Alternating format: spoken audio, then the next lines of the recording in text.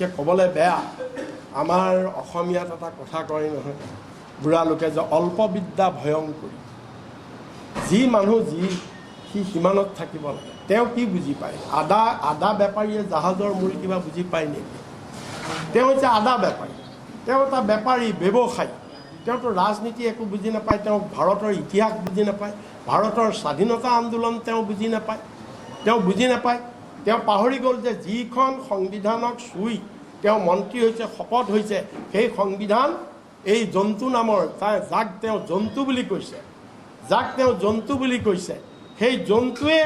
জন্তু সেই কংগ্ৰেছ দল মহান কংগ্ৰেছ দলে এই সংবিধান ৰচনা কৰিছিল এই দেশৰ গণতন্ত্ৰ আনিছিল আজি কংগ্ৰেছে দেশ স্বাধীন কৰাৰ কাৰণে অশোক সিংঘাল আজি মন্ত্ৰী হ'ব পাৰিছে যি কংগ্ৰেছক তেওঁ জন্তু বুলি কৈছে তেওঁ জন্তু মোৰ পুতৌ লাগিছে তেওঁৰ জ্ঞানৰ সীমা দেখি মোৰ পুতৌ লাগিছে অসমৰ মানুহ আমি ধিক্কাৰ দিছোঁ যে লজ্জা লাগিছে আজি লজ্জা বোধ কৰিছোঁ যে আমাৰ অসমত এনেকুৱা এজন মন্ত্ৰী ইমান দায়িত্বশীল মন্ত্ৰীত আছে যি পাঠশালা স্কুলৰ ল'ৰা ছোৱালীয়ে জনা কথা তেওঁ নাজানে তেওঁ সেই বক্তব্যৰে ভাৰতবৰ্ষৰ স্বাধীনতা আন্দোলনক ভেঙুচালি কৰিছে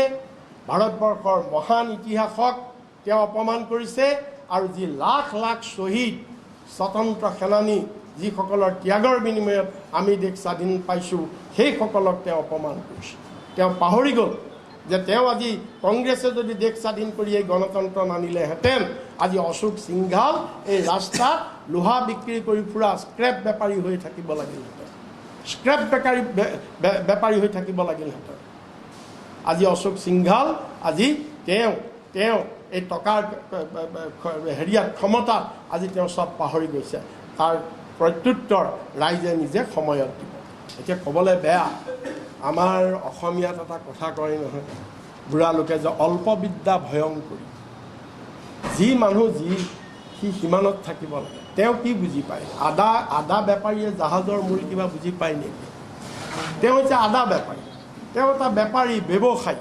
তেওঁতো ৰাজনীতি একো বুজি নাপায় তেওঁ ভাৰতৰ ইতিহাস বুজি নাপায় ভাৰতৰ স্বাধীনতা আন্দোলন তেওঁ বুজি নাপায় তেওঁ পাহৰি গ'ল যে যিখন সংবিধানক চুই তেওঁ মন্ত্ৰী হৈছে শপত হৈছে সেই সংবিধান এই জন্তু নামৰ যাক তেওঁ জন্তু বুলি কৈছে সেই জন্তু সেই কংগ্ৰেছ দল মহান কংগ্ৰেছ দলে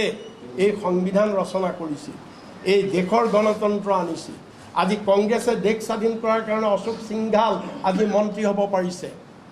যি কংগ্ৰেছক তেওঁ জন্তু বুলি কৈছে তেওঁ জন্তু মোৰ পুতৌ লাগিছে তেওঁৰ জ্ঞানৰ সীমা দেখি মোৰ পুতৌ লাগিছে অসমৰ মানুহ আমি ধিক্কাৰ দিছোঁ যে লজ্জা লাগিছে আজি লজ্জা বোধ কৰিছোঁ যে আমাৰ অসমত এনেকুৱা এজন মন্ত্ৰী ইমান দায়িত্বশীল মন্ত্ৰীত আছে যি পাঠশালা স্কুলৰ ল'ৰা ছোৱালীয়ে জনা কথা তেওঁ নাজানে তেওঁ সেই বক্তব্যৰে ভাৰতবৰ্ষৰ স্বাধীনতা আন্দোলনক ভেঙুচালি কৰিছে ভাৰতবৰ্ষৰ মহান ইতিহাসক তেওঁ অপমান কৰিছে আৰু যি লাখ লাখ শ্বহীদ স্বতন্ত্ৰ সেনানী যিসকলৰ ত্যাগৰ বিনিময়ত আমি দেশ স্বাধীন পাইছোঁ সেইসকলক তেওঁ অপমান কৰিছে তেওঁ পাহৰি গ'ল যে তেওঁ আজি কংগ্ৰেছে যদি দেশ স্বাধীন কৰি এই গণতন্ত্ৰ নানিলেহেঁতেন আজি অশোক সিংঘাল এই ৰাস্তাত লোহা বিক্ৰী কৰি ফুৰা স্ক্ৰেপ বেপাৰী হৈ থাকিব লাগিলহেঁতেন আজি অশোক সিংঘাল আজি তেওঁ এই টকাৰ হেৰিয়াত ক্ষমতাত আজি তেওঁ চব পাহৰি গৈছে তাৰ প্ৰত্যুত্তৰ ৰাইজে নিজে সময়ত দিব